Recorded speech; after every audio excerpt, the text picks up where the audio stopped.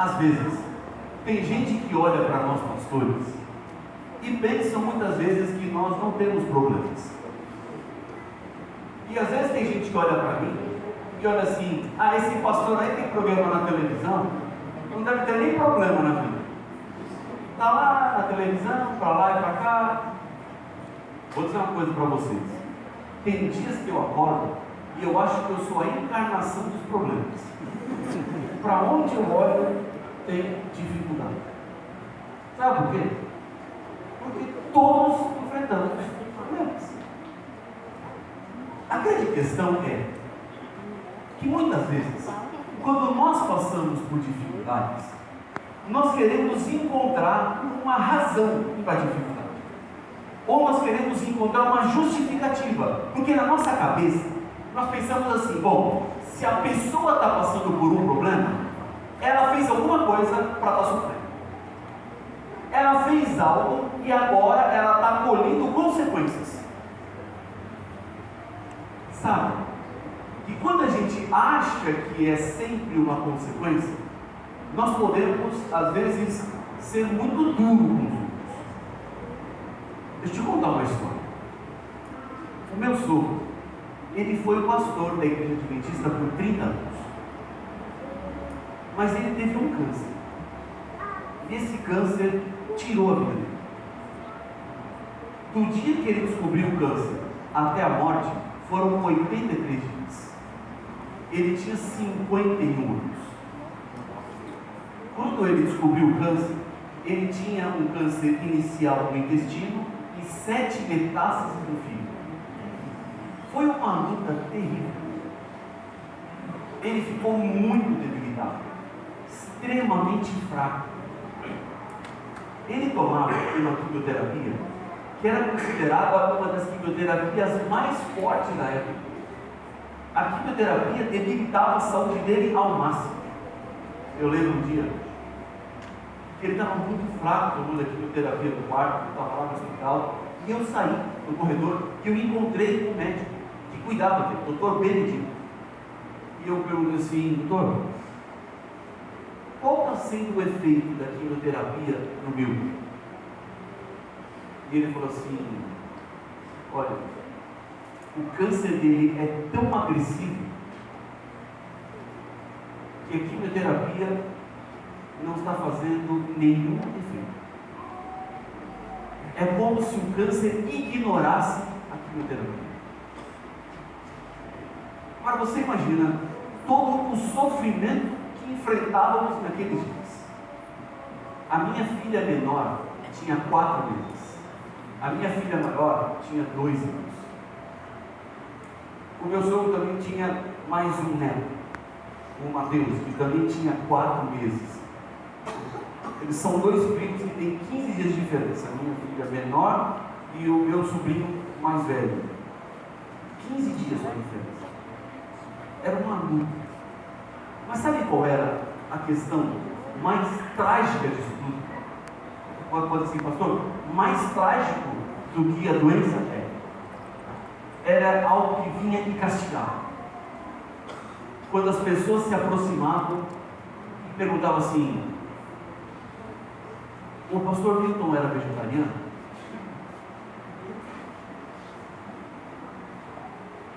O que está por trás dessa pergunta?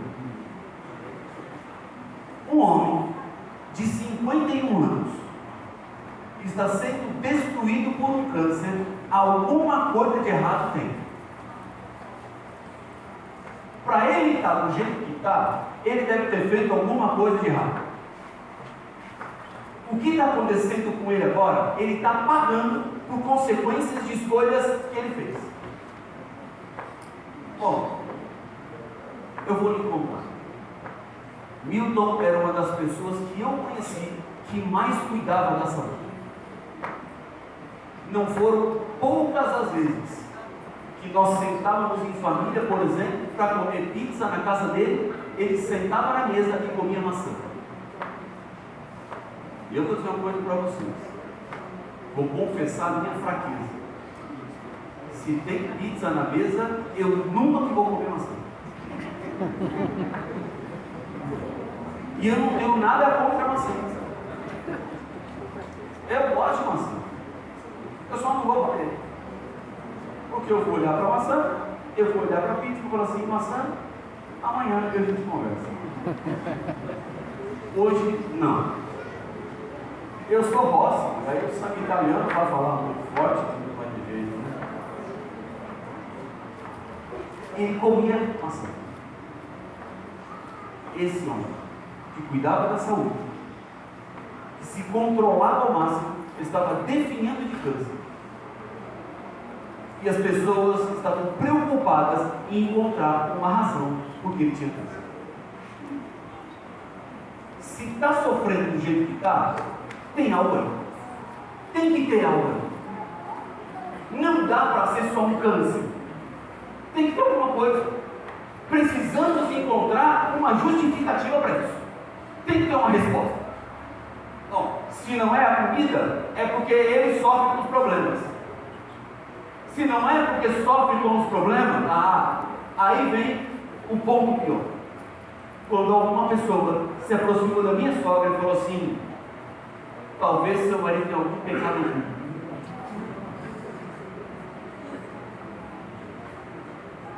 Como assim? O pecado oculto, agora Deus está castigando com o câncer. Então, vasculha aí. Vai atrás que alguma coisa vai achar. Porque na nossa cabeça, nós queremos achar uma cura. Se está morrendo de câncer, tem coisa errada. Tem que ter cura. Sabe? Que isso não é apenas algo dos nossos dias. Isso já vem lá de trás. Certa vez, Jesus estava com os discípulos e eles encontraram um cego de nascença. E a pergunta dos discípulos para Jesus foi: Jesus, quem pecou? Esse ou seus pais? É a mesma ideia. Se esse homem nasceu cego, alguma coisa de errado tem. Ou seja, ninguém nasce cego de graça. Então, os pais devem ter feito alguma coisa de errado, pisaram muito na bola, e Deus então não conseguiu castigar o pai, não conseguiu castigar a mãe, e Deus falou assim: não deu a pegar vocês? Pega na curva. Aí jogou na filho. Foi a maldição do filho que nasce cego. Então, na cabeça do judeu do primeiro século, que estava conversando com Jesus, aquele homem era um amaldiçoado por Deus. A cegueira era a culpa de um pecado, ou ele ou os pais, alguém pecou. Alguém fez alguma coisa errada. Porque nós queremos achar uma resposta. Nós queremos encontrar uma resposta. A crise, a dor, o sofrimento, a enfermidade tem que ter uma justificativa. Agora, não é apenas a doença física que nos incomoda. Há também a doença da mente. Quando falamos de pessoas que sofrem com depressão, com ansiedade, com pânico, e da mesma forma cruel como lidamos com aqueles que padecem de doenças físicas e queremos achar resposta, há pessoas que lidam da mesma maneira. Está com depressão? Vai orar. Está com depressão? É porque não é consagrado. É a mesma forma cruel de lidar com aquele que está com câncer e dizer: tem pecado, fez alguma coisa errada. Porque nós queremos achar uma justificativa. Tem que ter algo. Só que o grande problema, meus irmãos, é que não tem algo. Há momentos que não tem nada. Ninguém fez nada. Aquele servo era servo. Os pais não tinham pecado e nem ele tinha pecado.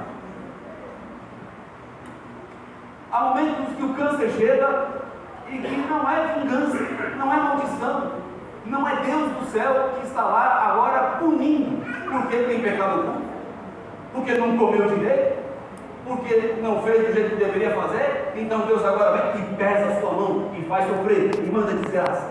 Que imagem é essa que nós construímos de Deus? Como é que estamos olhando esse Deus do céu?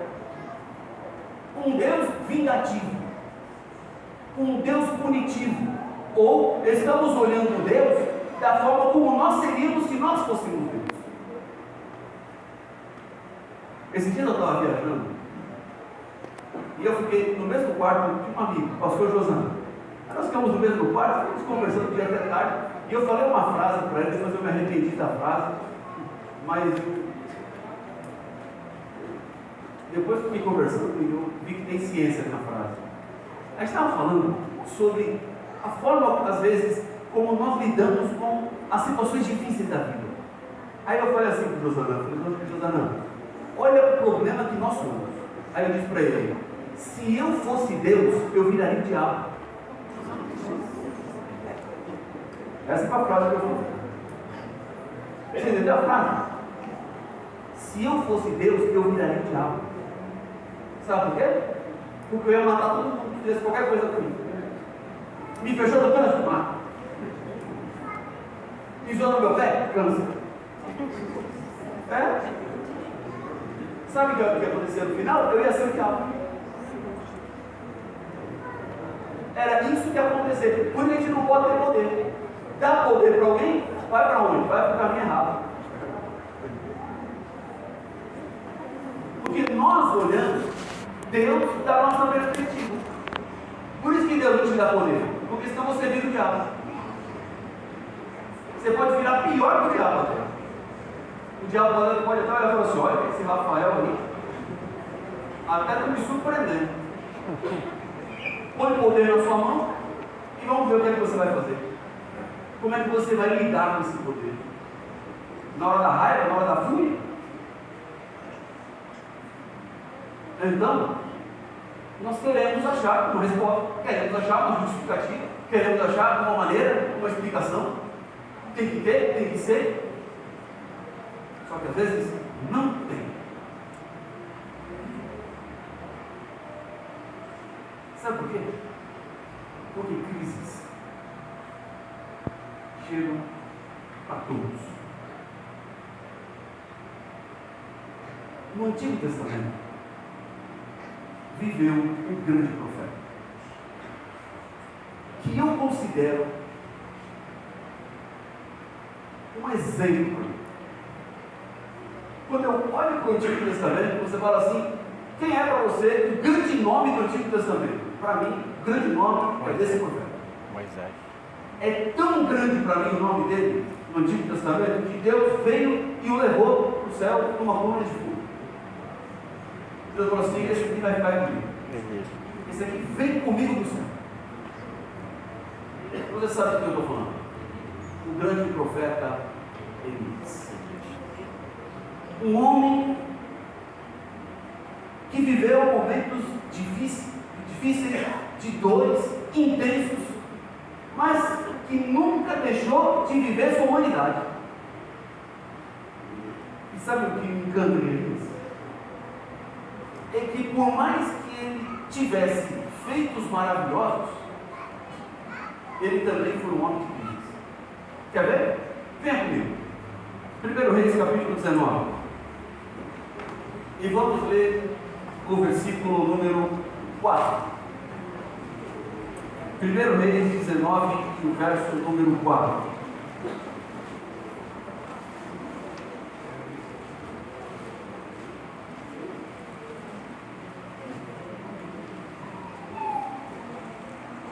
Encontraram 1 Reis 19 e o verso 4.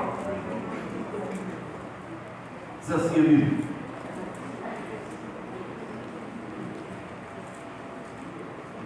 Ele mesmo, porém, foi para o deserto, caminhando um dia inteiro. Por fim, sentou-se debaixo de um zimbro, sentiu vontade de morrer e orou: basta, Senhor, tira a minha vida, porque eu não sou melhor do que os meus pais. Quem está falando isso? Elias sentiu vontade de morrer. Quem sente vontade de morrer está com depressão.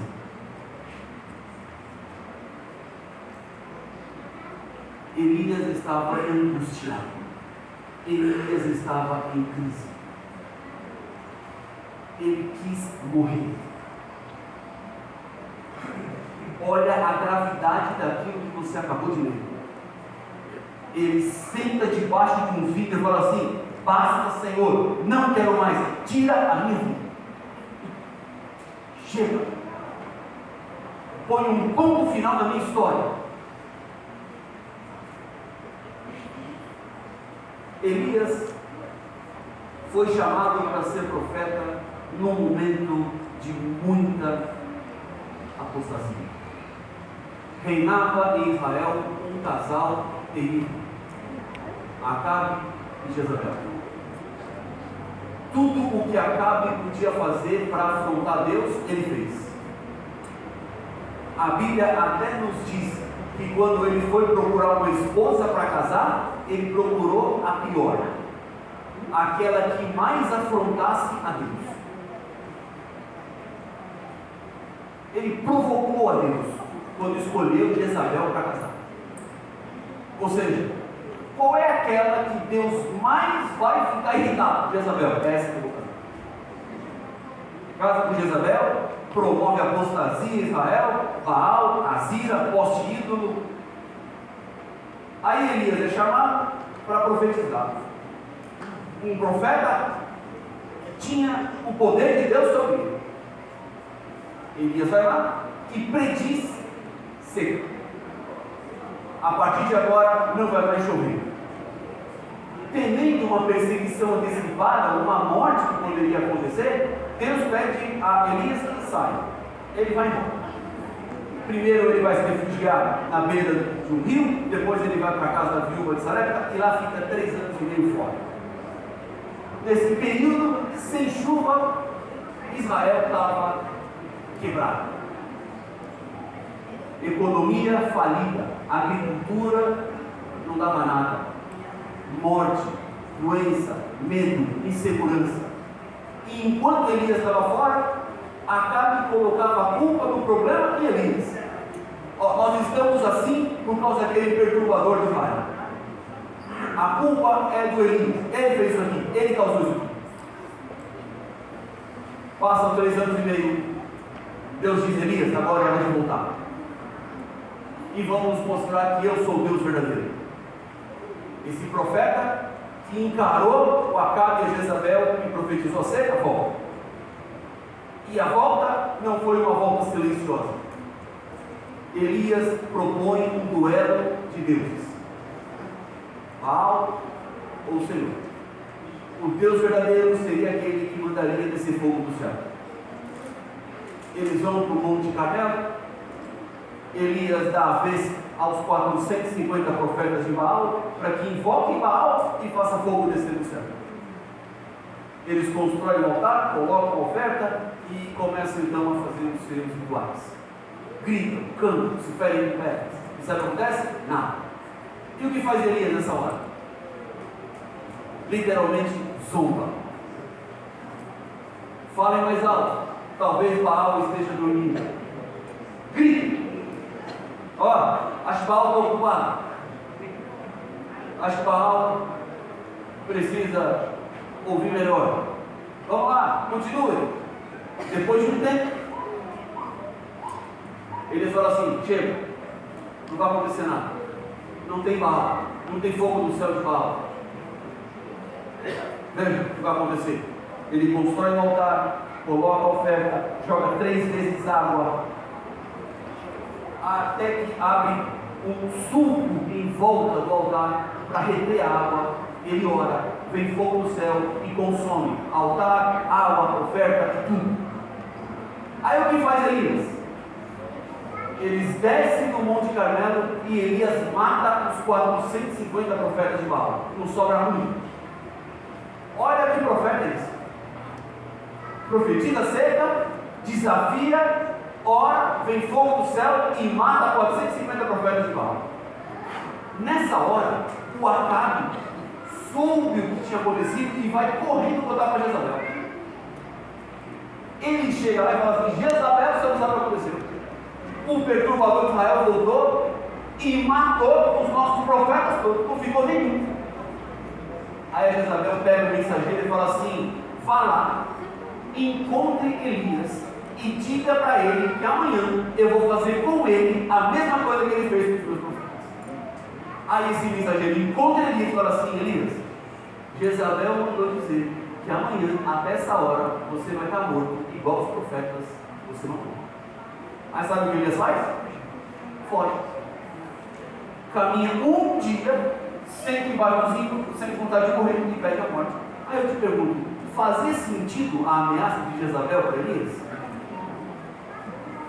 Ele orou e veio fogo do céu. Quem tinha que estar com medo nessa história era Jezabel. Agora Jezabel cresce para cima de Elias, ele fica com medo e vai embora, depressão. Ele perdeu a visão da realidade, estava em crise.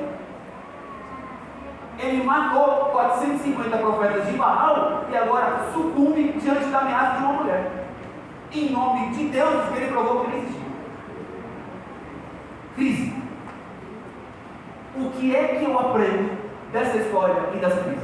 5 lições rápidas para a minha vida e para a sua vida. Primeira lição: crises fazem parte da vida humana, ainda que você seja o profeta Elias. Entendeu? Você vai passar por crises, ainda que o seu nome seja profeta Elias. O homem que terminou a vida no céu não passou pela morte, teve crises. Então, as crises irão nos acompanhar. Olha só, eu escrevi algumas coisas aqui. O que fez o profeta Elias? Com a sua capa, abriu o Rio Jordão, profetizou a seca, aumentou o azeite e a farinha na casa da viúva, ressuscitou o filho da viúva, destruiu o altar de Baal, decretou o fim da seca, orou e desceu fogo do céu, ungiu o profeta Eliseu no seu lugar, ele derrotou o exército sírio, decretou a sentença contra Acabe de Jezabel, decretou a morte de Acasias, consumiu 102 homens pelo fogo quando ele orou, profetizou a morte do rei Jorão, rei de Judá. Esse homem aqui, com tudo isso que ele fez, teve crise. Agora, se ele desse tamanho aqui, diante de Deus, teve crises, como é que eu posso achar que eu não vou ter crise? Como é que eu posso achar que se eu estou em crise é porque Deus me abandonou? Como é que eu posso achar que se eu estou passando por crises é porque tem pecado por trás? Como é que eu posso achar que se eu estou passando por crises é porque Deus agora me deixou de lado? Não. As crises fazem parte da vida humana. Ainda que você seja o profeta Elias. Isso me ensina, meus irmãos, a não viver uma vida com pena de si mesmo. Porque há pessoas que vivem uma vida com pena de si mesmo, ou se auto-vitimando o tempo inteiro, toda hora, lamentam todo momento. É uma vida de lamúria. Abrem a Bíblia só para ler o livro de Lamentações, porque a vida é só lamento. Temos crises, passamos por crises, enfrentamos crises. A gente fala assim: pastor, por que Deus não resolve os meus problemas do jeito que eu peço? Eu tenho uma frase que eu guardo comigo. A frase é a seguinte: Deus sempre vai te dar aquilo que você pede, ou Ele vai te dar aquilo que você pediria se você soubesse o que Ele sabe. Entendeu? Deus sempre vai te dar aquilo que você pede, ou Ele vai te dar aquilo que você pediria se você soubesse o que Ele sabe. Há momentos que você pede coisas para Deus que Deus não pode dar. Há bênçãos que Deus não tem como te dar porque você não está pronto para receber. Seria mais ou menos assim: você hoje à noite sai daqui dessa igreja e vai no aniversário de uma criança de 1 ano. e você resolve dar um bom presente para essa criança de 1 ano. Passa no caixa eletrônico, saca uma nota de R$100 e entrega na mão da criança de 1 ano. Bom presente para a criança? Não, péssimo presente. O que ela vai fazer com a nota de R$100? Provavelmente vai rasgar, botar na boca, pegar a canetinha, desenhar. Porque ela não sabe o que é uma nota de R$100. Ela não está pronta para uma nota de R$100. É uma bênção que ela não tem discernimento ainda. Para ela, R$100 é só um papel. É capaz dela nem gostar. Que presente sem sentido. Tanta coisa eu podia ganhar. Eu ganhei um pedaço de papel azul. Um peixe desenhado.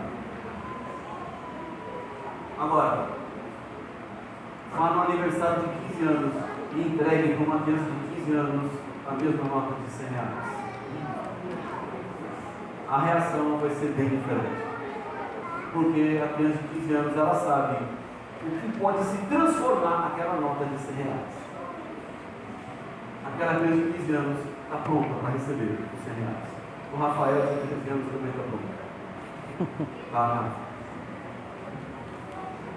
Mas com 1 ano, não. Com 1 ano, ninguém está pronto para receber uma nota de R$100. Não sabe.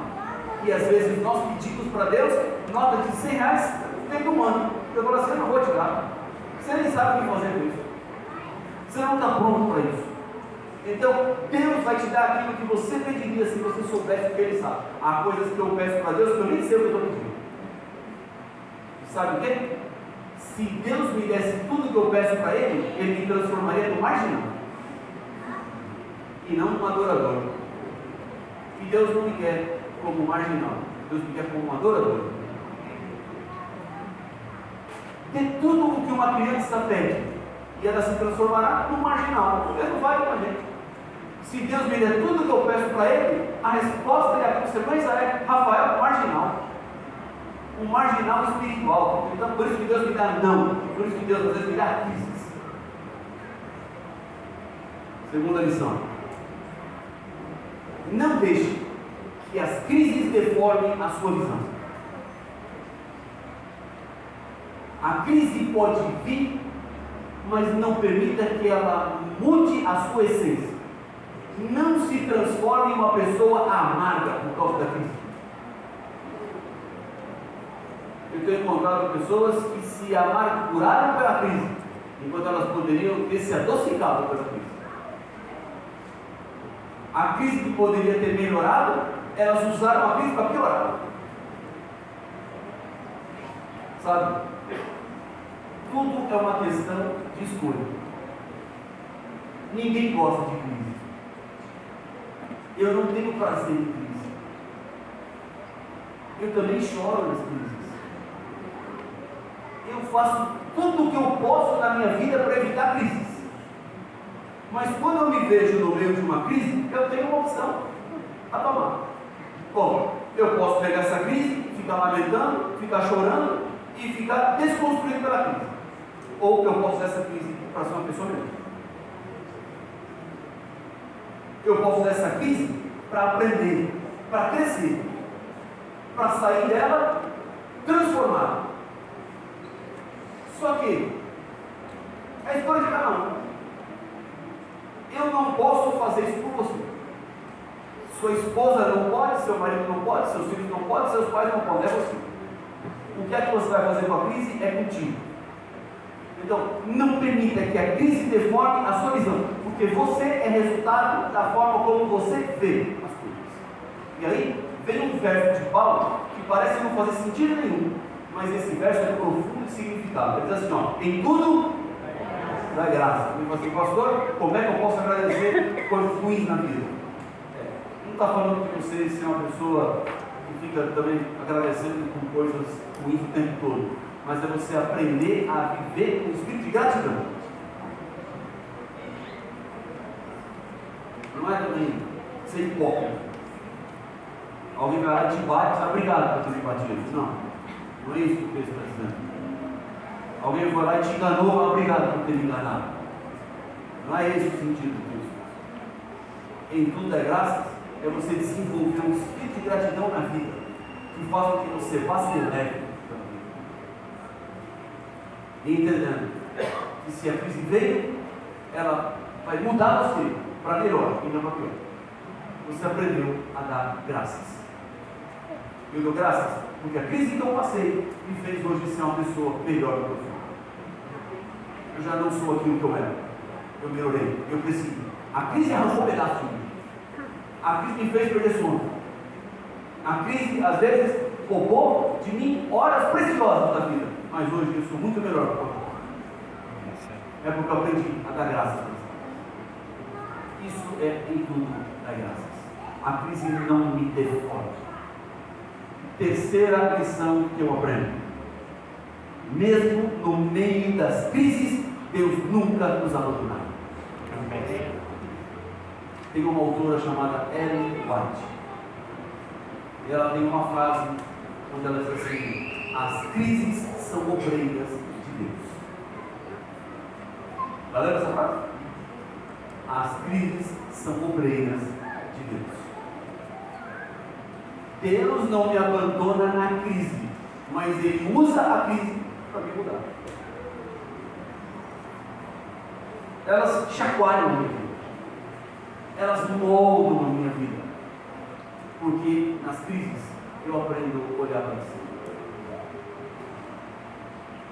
Eu tenho aprendido algo na minha vida, e tem a ver com a história de Elias, porque Elias, ele fica nessa fuga de Deus, e ele vai parar numa caverna. Vai aparecer isso aqui, no finalzinho do capítulo 19 que a gente leu. E eu parei para pensar. Aí Elias vai lá e fica no fundo da caverna. Aí Deus fica na porta da caverna e fala assim: Elias, vem para fora, eu quero conversar com você. Aí eu paro para pensar assim: Deus não poderia conversar com Elias lá dentro da caverna? O Salmo 139 não diz que Deus está em todo lugar? Não diz que até no extremo do mar Ele vai? Se tocar as asas da alma, ué, e lá na fundo da caverna ele não entra também não? Entra. Mas por que Deus pede para Elias sair da caverna? Sabe por quê? Guarda contigo isso aí. Deus fala com quem está perto. A grande questão não era Deus entrar na caverna, era Elias sair da caverna. Elias estava fugindo de Deus, e Deus queria encurtar a distância de Elias, porque Deus só fala com quem está perto. E como é que Deus faz para se aproximar dos seus filhos? Crise.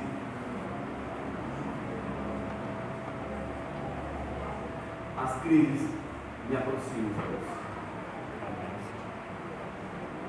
As crises me fazem procurar ajuda em Deus.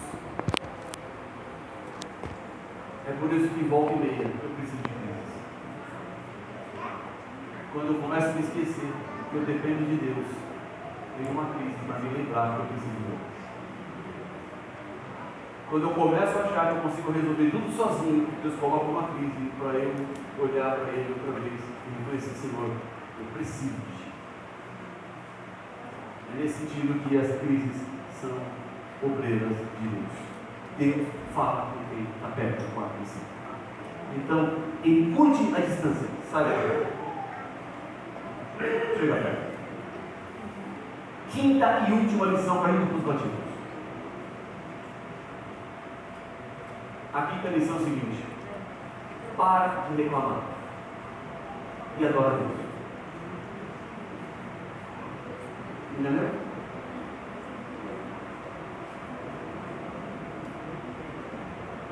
Para de reclamar.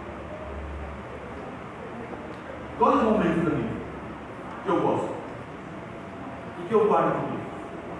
Primeiro, Moisés, grande Moisés, liderando um povo rebelde, difícil, na saída do Egito. E o povo reclamava com Moisés o tempo inteiro. Reclamava, Moisés ia lá e falava com Deus. Voltava. O povo reclamava, Moisés ia lá e falava com Deus. Voltava. O povo reclamava, Moisés ia lá, falava com Deus e voltava. Chega uma hora, Você vai lembrar dessa história. O que Deus falou para Moisés? A palavra é assim, ó: Moisés, basta, não quero mais ouvir. Chega. Está na sua vida. Basta, Moisés. Para de reclamar. Até quando vão ficar reclamando? Basta. Enfrenta o que tem que enfrentar. Faz o que tem que fazer. Para de reclamar. Parece carro atolado. O tempo inteiro reclamando. O tempo inteiro com a mulher. O tempo inteiro. Para. Basta. Segundo ponto da Bíblia. 100 anos antes de Elias, reinou em Israel um homem chamado Davi. Começou a reinar 150 anos antes de Elias, depois do reinado ele morreu 100 anos antes de Elias. Davi cometeu um pecado terrível. Lembra? A causa da Batseba? Foi adultério, sexo não consentido, uma gravidez, depois um assassinato. Ele trouxe a mulher para casa para tentar maquiar o pecado. Um monte de coisa errada. Aí a criança nasceu. Depois de todas as coisas erradas que ele fez, a criança nasceu. A criança nasceu doente. Muito doente. Aí o que fez o rei? Se jogou no chão, vestiu um pano de saco, ficou jogando cinza na cabeça, lamentando. Aí ele estava lá fazendo esse showzinho todo, de tragédia, de desdém, de dor, pela criança que estava muito doente. Aí um mensageiro apareceu e conversou com o outro que estava ali olhando o rei. E ele percebeu. Aí Davi parou e perguntou assim: é morta a criança? Aí o mensageiro falou assim: sim, Deus, a criança morreu. Aí sabe o que ele fez? Olha o que ele fez. Ele levantou, foi para o palácio, tomou um banho, vestiu uma roupa, entrou no templo e adorou a Deus.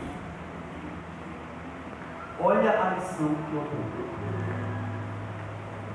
Ele ficou lamentando por causa do problema.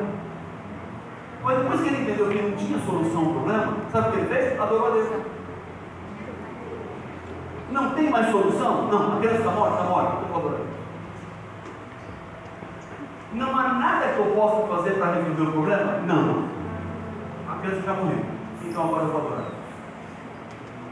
Então, ao invés de você ficar aí, muitas vezes, curtindo o problema, aumentando o problema, meu conselho para você é: engole o teu choro, entra no templo e adora Deus.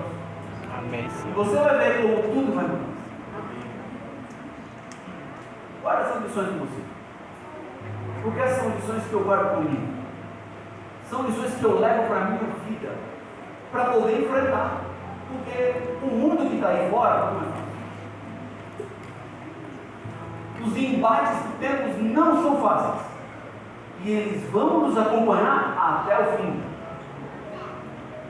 Então, lembre-se, 5 lições para recapitular. Primeira lição: todo mundo tem crises, ainda que o seu nome seja Profeta Elias. Segunda lição: nunca deixe que as crises mudem a sua visão. Terceira lição: Deus nunca te abandonará. Quarta lição: Deus fala com quem está perto. Quinta lição: abandona o teu lamento e adora a Deus. Faça isso, e você verá como o sol vai brilhar diferente para você. Ainda que as crises venham, você vai sentir o cuidado de Deus. O Deus que jamais te deixa, o Deus jamais te abandona, o Deus guia e conduz os seus passos e estará contigo até o fim.